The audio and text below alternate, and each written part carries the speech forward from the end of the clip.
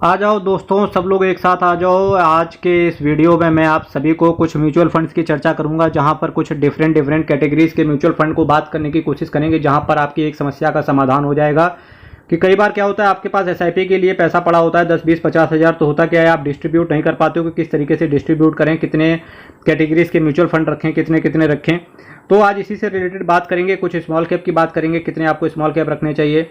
Example के तौर पे देखिए, एक फंड की अगर ऑल इन ऑल मैं बात करूं, देखिए कम से कम 2 स्मॉल कैप पकड़ लो, एक मिड कैप पकड़ लो, एक लार्ज और मिड कैप का एक कॉम्बो पकड़ लो। अगर आप टैक्स प्लानिंग, अगर आप टैक्स का पेमेंट करते हो, भारत देश के अंदर आईटीआर वगैरह फाइल करते हो, तो डेफिनेटली आपके पास एक टैक्स सेवर फंड भी होना चाहिए, एक पेंशन फंड भी होना चाहिए। बस ये कैटेगरीज आप अपने पास रख लो। इसके बाद आपको फंड, म्यूचुअल फंड के जरूरत नहीं है रिलेटेड। केवल आपको एक चीज़ करना पड़ेगा, CKD stock market news channel पे आके उन म्यूचुअल फंड को सेलेक्ट करना पड़ेगा जो कि टॉप की कैटेगरीज के म्यूचुअल फंड है, जो बढ़िया रिटर्न दे रहे हैं, जिनका एक्सपेंस रेशियो कम है, जिसका एनएवी बढ़िया है, फंड मैनेजर अच्छा है, बढ़िया शेयर्स में पैसा लगा हुआ है। ठीक है, तो चलिए, अगर मैं जिस पहले म्यूचुअल फंड की आज आपके सामने चर्चा करने जा रहा हूँ, इसका एनएवी देखो आप लोग, 187 रुपये का इसका एनएवी है। मैक्सिमम रिटर्न इसने 20% के सीएजीआर के हिसाब से अपने इन्वेस्टर्स को रिटर्न डिलीवर करके दिया है। और ये जो डेटा है हमारे पास पिछले 10 सालों का हमारे पास डेटा चला आ रहा है। इसके साथ साथ अगर मैं रेटिंग की बात करूं, 4 आउट ऑफ 5 वैल्यू रिसर्च ने इसको रेट किया है। श्रीदत्ता भांडवालदर साहब आपके पैसे को मैनेज कर रहे हैं, ये फंड मैनेजर हैं। जो आपसे एक्सपेंस रेशियो चार्ज किया जाएगा वो इन्हीं को पेमेंट होता है। फंड मैनेजर को 10 साल में 600% के ऊपर का रिटर्न, गुरु 10 साल में 6 गुना पैसा, यार कम नहीं होता मेरे दोस्त, कम नहीं होता है। Canara Robeco emerging equity fund direct plan को, जिस मैंने पहले म्यूचुअल फंड को चुना, ना ही प्योरली डेडिकेटेड है ये लार्ज कैप को, ना ही प्योरली डेडिकेटेड है ये स्मॉल कैप को, बल्कि उसका मैंने कॉम्बो ले लिया। क्योंकि अगर आप लार्ज कैप में जाते हो, पता लगा लार्ज कैप आपको अगर ठीक से ना मिला, तो कहीं ना कहीं आप फंस के रह जाते हो 12-12.5% के रिटर्न में। वहीं आपको दूसरे म्यूचुअल फंड से रिटर्न दे रहे हैं, पता लगा स्मॉल कैप वाले दे रहे हैं आपको 20-25% का, मिड कैप वाले दे रहे हैं 19% के आसपास का, अगर बढ़िया एक लार्ज कैप है आपके पास तो 16% दे रहे हैं।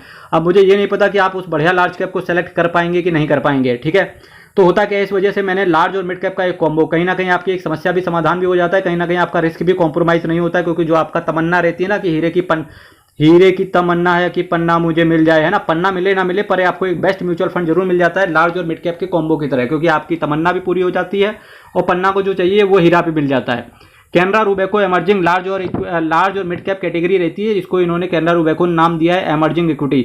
और अगर मैं बेस्ट रिटर्न की बात करूं, सपोज दैट कैनरा रूबेको के ऊपर देख के आ रहे हैं 20% का सीएजीआर है, पर वहीं अगर मेरा एसेट एमर्जिंग जो कि लार्ज और मिड कैप कैटेगरी का ही है, अगर उसकी बात करेंगे तो 21% के सीएजीआर के हिसाब से वहां उन्होंने चार्ज किया है, रिटर्न को प्रोवाइड अपने इन्वेस्टर्स को किया है। पर आज चूंकि हमारी चर्चा चल रही, पर फिर भी जिसको मेरा एसेट नहीं है उसको अगर कैनरा रूबेको पसंद आ रहा तो आप वो यहाँ पर चला जाए। और चीज़ें मैं बता देता हूँ क्या क्या कैनरा रूबेको आपसे चार्ज करेगा। Canara Robeco emerging equity fund 20% का ऊपर रिटर्न दिया है, और भांडवालदर साहब आपके फंड मैनेजर रहेंगे। 10 साल में 600% के ऊपर का रिटर्न दिया है, मतलब 10 साल में इन्होंने पैसा 6 गुना कर दिया है। 16,058 करोड़ का एसेट साइज है, 0.56% का आपसे एक्सपेंस रेशियो लिया जा रहा है, 5.05% का कैश होल्ड करके चल रहे हैं। निफ्टी लार्ज और mid cap 250 total return index को इन्होंने सेलेक्ट करके रखा हुआ है। 1 साल के अंदर निकलने की चेष्टा करोगे तो 1% का आपसे एग्जिट लोड लिया जा रहा है। यहाँ पर financial, automobile, capital goods, services, health care जैसे कुछ दिग्गज आपके सेक्टर्स रहेंगे जहां पर आपका पैसा पड़ा रहेगा। इसके साथ साथ HDFC bank, ICICI bank, Reliance industries, state bank of India जैसे कुछ दिग्गज कंपनीज में आपका पैसा पड़ा रहेगा। चलिए नेक्स्ट म्यूचुअल फंड पर चलते हैं। अब देखो भाई साहब, पहला तो मैंने म्यूचुअल फंड लिया लार्ज और मिड कैप का एक कॉम्बो। अभी मैंने जो नेक्स्ट म्यूचुअल फंड रखा हुआ है, इसका एनएवी 135 रुपये का चल रहा है।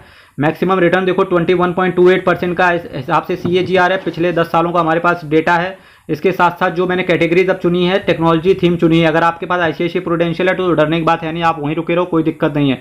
कुणाल संगोई साहब, अगर आपको फिर भी आईसीआईसीआई प्रूडेंशियल का टेक्नोलॉजी फंड आपको अगर समझ में नहीं आ रहा है, या आप चाहते हो कि यार किसी मैं दूसरे म्यूचुअल फंड के अंदर इन्वेस्ट करूं, तो आज आपके लिए ये वीडियो बहुत सफल होने वाला है। क्योंकि जो मैंने आईसीआईसीआई प्रूडेंशियल की तरह ही सेम कैटेगरी में रिटर्न दिया है और इनका एक्सपेंस रेशियो भी बढ़िया है, तो उसका नाम है आदित्य बिरला सन लाइफ डिजिटल इंडिया फंड, जहां पर 3,250 करोड़ का एसेट साइज है।